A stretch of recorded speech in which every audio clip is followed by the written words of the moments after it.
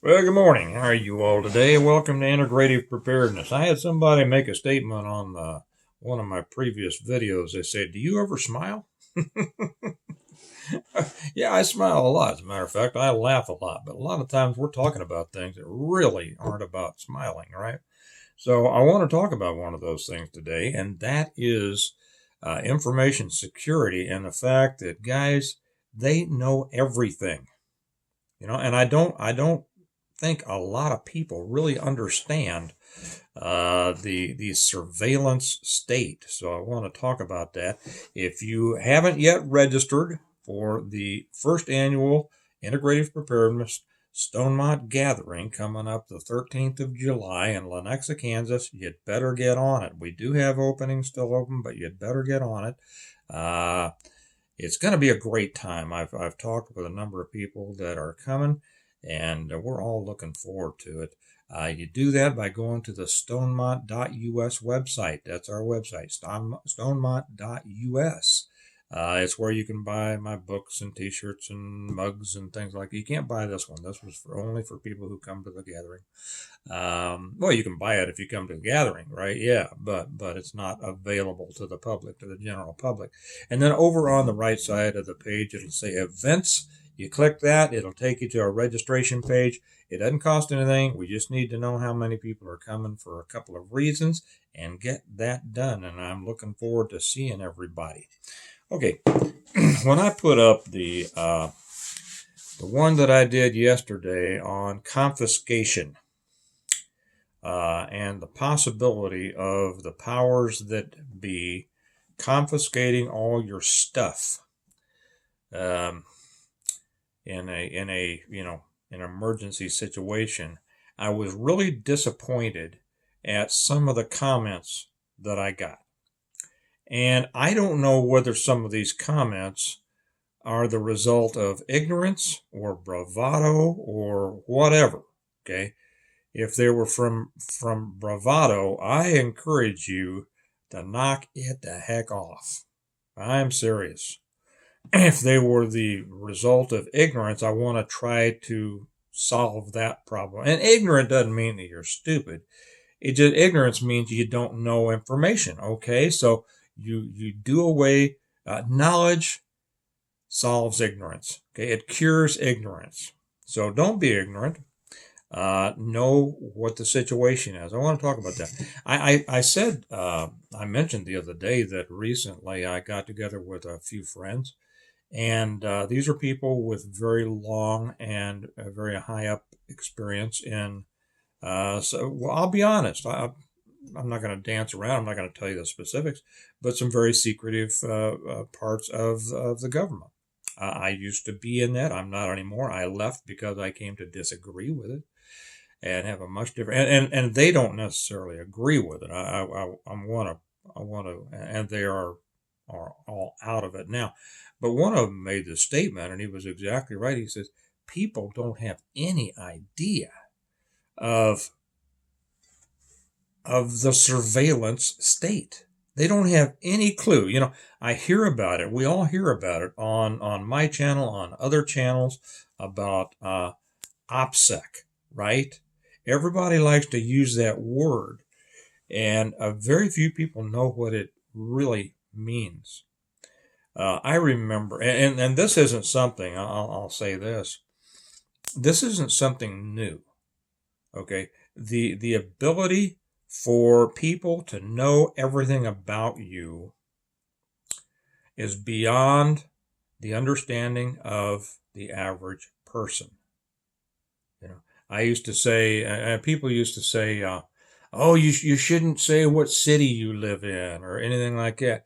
I said, dude, I could find out where you live, your spouse, your kid's name, your dog's name, your last electric bill. I could have found that out in 15 minutes 25 years ago without using computers. Well, let me put it this way. Without using consumer level computers, okay? There are no secrets. There are no secrets. If you say it, It is no longer a secret. And this is why I've always gotten a big kick out of it. I'm going to give you some advice here in a minute. This is why I've always gotten a kick out of people saying, well, I don't want to buy your books because I don't do any business on, or I don't want to buy your books online because I don't want anybody to have my information. Man, they've got your information. They if you don't use a credit card, they don't have your credit card information because you don't have one. Okay. That doesn't mean they don't have all of the other information. All of it. Now, there are some things I do to mitigate what can be known about me. Okay? Am I going to tell you what those are? No, I'm not going to tell you what those are. Okay? You have to put on your own thinking cap. When I was talking, for instance, the other day or yesterday, about confiscation, somebody actually asked me, well, what do you do, Steve? What? Are you kidding me? I'm going to say I danced as close to the line as I possibly could with kind of suggesting what you might think about doing. From that, you could extrapolate, I bet you Steve does that, right? But I'm not going to tell you exactly. They know everything. Who's they? It's they. You know who they are. Okay? They know everything. They know everything that they care to know.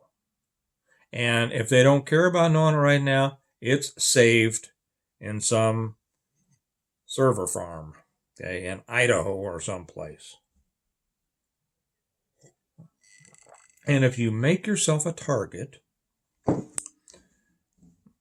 they decide, some cubicle mole one day decides, I want to know everything about this person. They'll punch their little button and everything will come up. There are no secrets. I'll tell you a story about this. Oh, before I tell you the story, and this has to do with how they busted the mafia. Okay, it's a interesting story. It's one that I'm personally aware of, peripherally involved in, and it teaches the lesson. Okay, but I want to say something else. No, I'll tell you that story first. And then I want to talk about the guys who are talking all so tough. Okay, because guys, oh God, you familiar with the Japanese saying that the nail that sticks up will be hammered down? Stop sticking yourself up. I mean, really. I'll give you that piece of advice in a second. I want to address that because people need to hear this. Years and years and years ago, this is back in the, 80s? Yeah, early 80s. Late 70s, early 80s, right around. I'm not good on remembering exact years. But the feds had a listening device implanted in Kansas City in an Italian restaurant. It was called Villa Capri. And they were eavesdropping on this location, and we were trying to get information on something. I don't even remember what it was. This was before I was assigned to that task force. Shortly. So they were trying to find out something about somebody. Well, all of a sudden, the guy who's listening, he starts hearing something completely different. A couple of guys come in. They're sitting in a booth. They're talking. Okay. And a lot of the guys, this restaurant, a lot of the boys went in there, right? It was a favorite place to eat. So the guys are listening, the feds are listening, and they're, don't hear anything about what they're wanting to investigate. But all of a sudden, these two guys start talking about something else.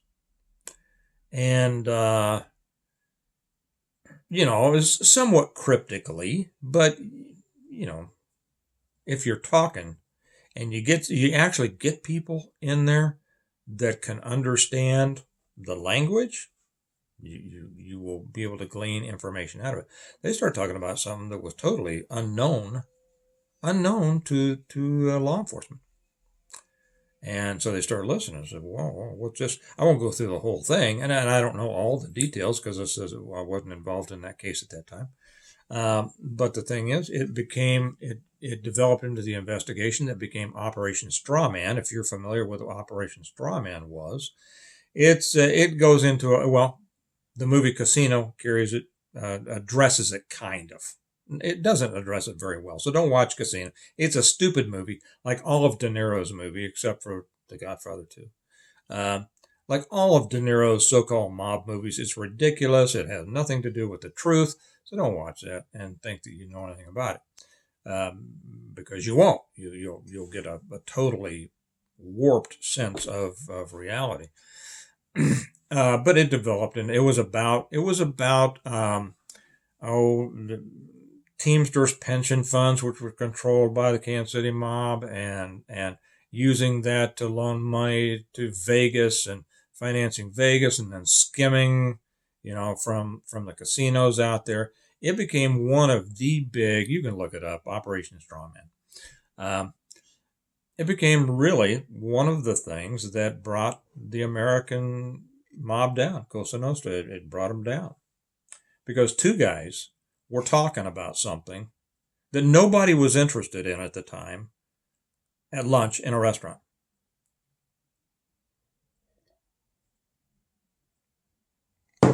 One of the first lessons my father taught me, and then I'm going to get back to the guys who were talking tough. I had to be 10 years old, something like that. And we were at a restaurant, a diner. Okay. And we had just gone in there to get my dad liked to stop in these places every now and then, get a piece of pie and a cup of coffee. So he took me in there, and we sat at the counter, and this waitress, who obviously knew my dad, she comes up, he orders his pie, gets me whatever I was eating, and gets a coffee, and I probably got a Coke or something like that. So we're sitting there, and she comes up, and she said, she asked my dad, she said, "You hear about so-and-so?" And my dad, he didn't really look at it, he said, "No." And she started going into this whole thing. Well, they found, somebody brought him, I'm not even going to say this because I'm not even going to say it.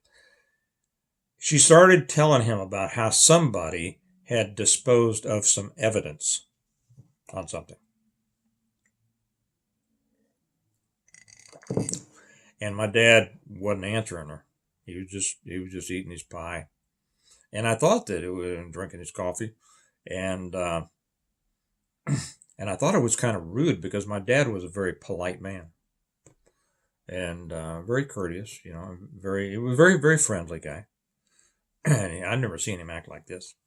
And I thought, man, what's going on here? Of course, I knew better than to say anything. And we just finished our pie, and he didn't say much to her after that. And when we had come in, he was, hey, I don't even know what her name is. Hey, Marjorie, whatever. And paid the bill, left her a tip, probably a dime back then. And we left, and he said, we were about halfway down the block, headed back to the car, when he said, "That's a stupid woman. Don't talk about stuff that doesn't concern you, and don't talk about stuff that does concern you to people you shouldn't." I learned that lesson. So now let's get back to some of the comments that I saw in here. I'm going to give some important advice. Hey, guys, from a guy who knows, all right? I know this is important when it comes to preparedness, and especially in this. This is more important. Well, I won't say that it's more important than rice and beans, but it's as important and much more important than what so many people like to wrap themselves up in.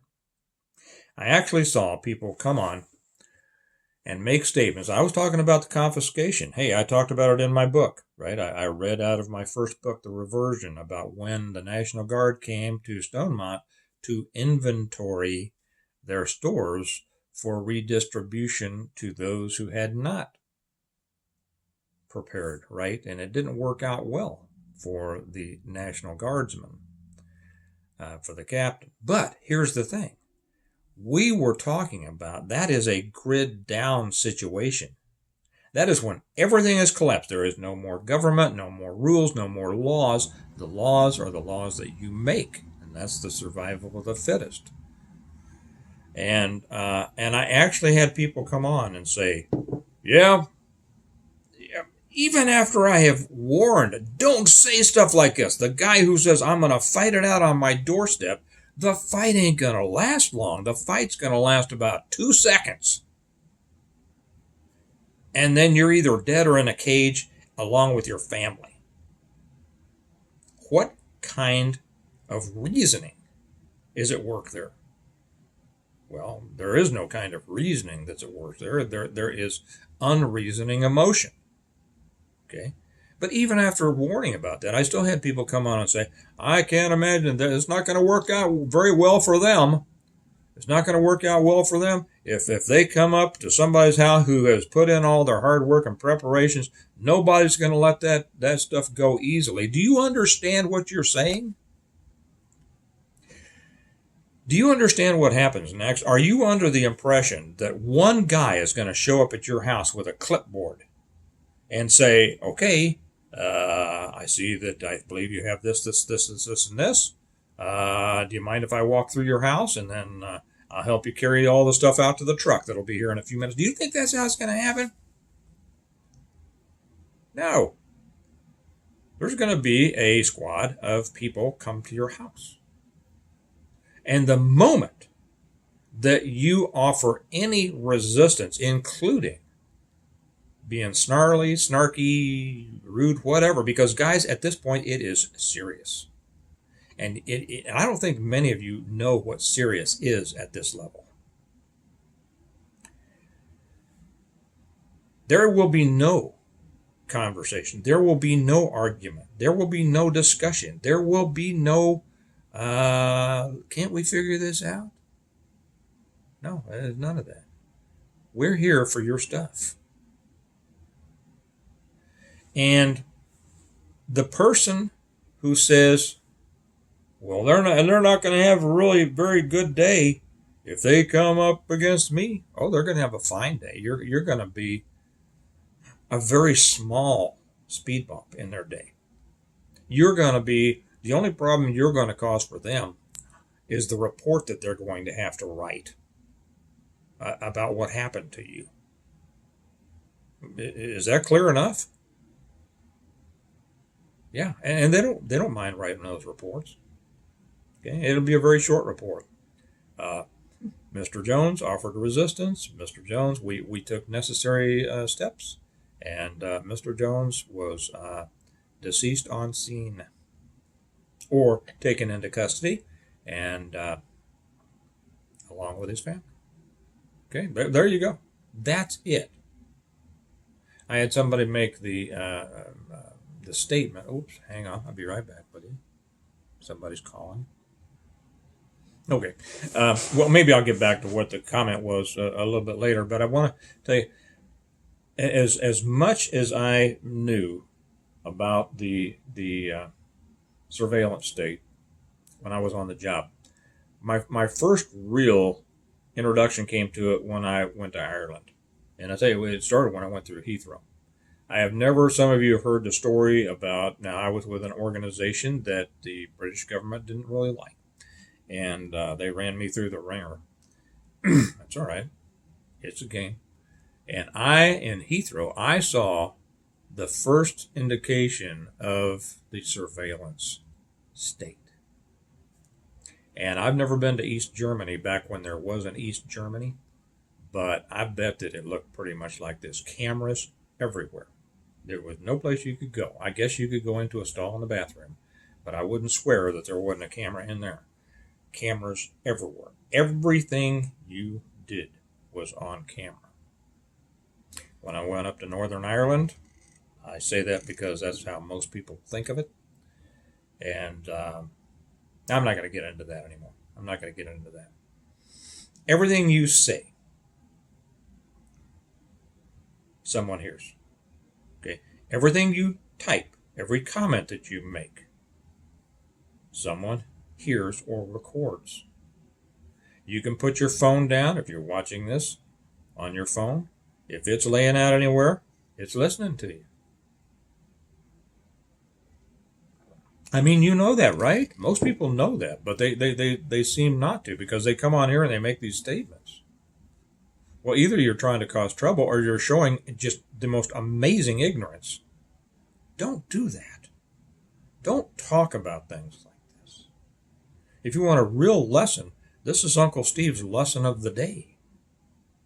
Now, I'm not saying what you should or should not do. I don't know. I don't know you.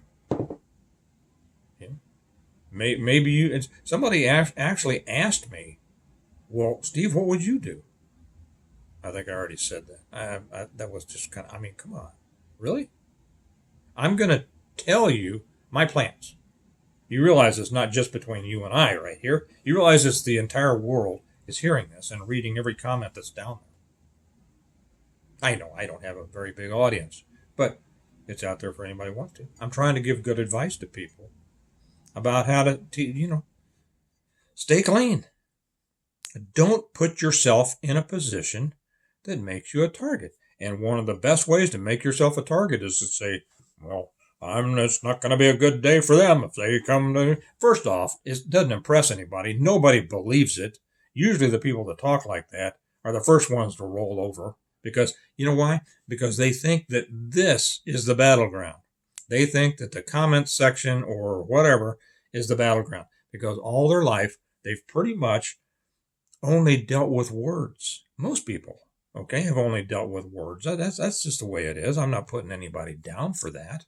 Most people have not been involved in activity. Some of you will actually know what I mean by that. And so they think they can go through life just talking about whatever they want to. You can't. You can't. Don't do it. Don't do it. And you know what? I would bet you a Stonemont Integrative Preparedness Gathering mug, although if I lost a bet, you still couldn't have this unless you came. I'd have to replace it with another mug. No, I would bet you that there will still be people coming on here and leaving comments. They better not. They better not. They're going to have a bad day. I'll fight them out of the... Oh, gosh. Okay.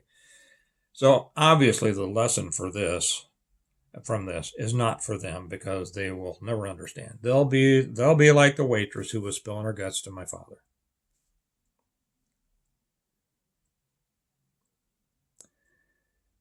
Do what you do. Make your plans. Prepare for every eventuality. And then keep your mouth shut about it. I talk a lot, but I never give any details. Have you noticed that? And a lot of people get all upset. You didn't tell us exactly how to do something. Do you think there might be a reason for that? Huh? Have you ever thought about that? I've told you everything you need to know. I've told you what you need to think about, what you need to prepare for, what direction you need to go. Okay, in a kind of a loose way. And then it's up to you to think. It's up to you to think. Not to follow some little plan that Uncle Steve wrote down. Do this and then do exactly that and exactly that. And that. It's not a recipe. Okay. Be careful.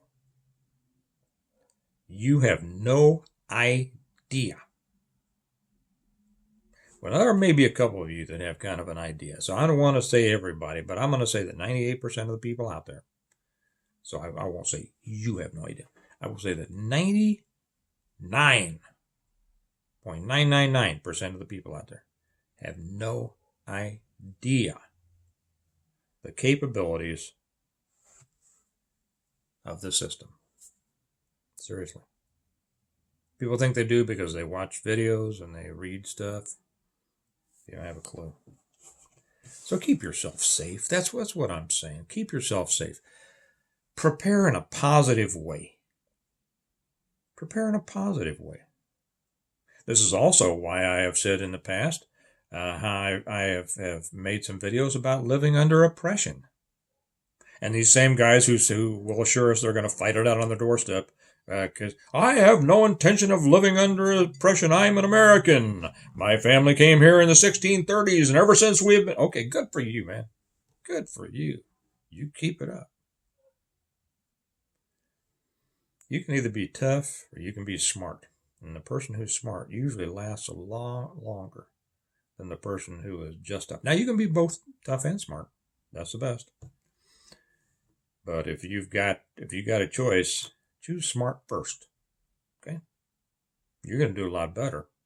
You're going to have a chance to come out the other end of something. And so will your family. And you ought to think about that too. Okay. If you haven't done it, I'm going to make a suggestion. For anybody who hasn't done it and you want the complete plan on preparing for, surviving, and rebuilding after a complete collapse of everything, and if you haven't read these books, the Stonemont series, my books, yes, I'm not shy to say that I wrote them. I wrote them so that people would read them. Did you know that? Yeah. Because I get people say, you just want to sell your books. Well, I give you a lot of free advice. Okay. But these are the complete plan. The Stonemont series, the reversion, the revival, an appeal to heaven, the blessings of freedom, hostages to fortune. Did I spitch one? I missed one. Reversion, revival, renewal, appeal to heaven. I get too many now. An appeal to heaven, blessings of freedom, hostages to fortune, and the new one, which is not quite yet available, on Wings Like Eagles. I think I'm finishing up the editing on that today. I should be. And then we'll get that sent out and make it available. It'll be available on Amazon pretty soon, but then it takes a little while for me to order the books, as many people know. If you order from me directly, I love it when you do that. You do it through the website, stonemont.us, but it takes me longer because I have to order books, and then, they come in here and they have to be unpacked and sorted, and then I get to them and I see the orders and I sign them and I write a little note to you, and then they have to be packaged, and it's a process. And I don't specialize in shipping and handling, but I get them done as fast as I can. And then I run out because thankfully I've just been overloaded with orders. Thank you all very much. And then I have to reorder some more. Then I have to wait for them to come in. So you don't get them nearly as fast from me as you do from Amazon, but you get to be part of the Stonemont group, right? And you get assigned books and everything. Now, it's also, you can pre-order the seventh book, On Wings Like Eagles, through our website now. You'll get them whenever I get the shipment in. It has to still go through the editing process, a couple of weeks, and then get the shipments in, and then we'll send them out to you. Or you can also, there is now, in response to somebody suggesting it, and I thank you for doing it because I'm getting so many of these orders, a one-click option for the entire set. Let's see if I can do this again. The reversion, the revival, the renewal, an appeal to heaven, the blessings of freedom, hostages to fortune, and On Wings Like Eagles. I did it. And when you do that, I also throw in the Stonemont notebook. You get a nice discount when you do all those at once. But still, the set won't ship until I get the copies of the seventh book in, because they all ship as a set. Okay? So check that out. Like I say, if you want them fast, get them from Amazon. The link's down below. If you want them from me directly, a lot of people get them for gifts as friends, and they'll put in the note, Steve, would you sign these to so-and-so and say it's from Bob and Carol and all that. And I'm happy to do that. Love to do that. So do that, stonemont.us. Remember, if you want to come and you haven't registered yet for the gathering, July 13th, it's going to be a great time. Looking forward to it. Do that also on the website, stonemont.us, and look forward to seeing you. Okay, so take what I said today to heart. Really, it's good advice from a guy who knows. Okay, don't be sharing information out there. Now, let me say this also for the person that says I have been preparing, and I've been buying food, and there's nothing wrong with that. There's nothing wrong. You're not necessarily putting yourself out there. that much. I'll do another one on what makes you bubble to the surface of attention, and most of the comments on here aren't like it. Just don't say this stuff about they better not come to my house. Well, you know what? You just invited them. You just put yourself at the top of the list. Don't do that. And then be careful what you say. Okay? All right, guys. Hey, remember that we prepare well today in order to live well tomorrow. And you're going to live as well tomorrow as you prepare to, no matter what comes down the road. And there's some stuff coming down the road, right? Okay. You guys have a good day. I'll talk to you later. Bye-bye.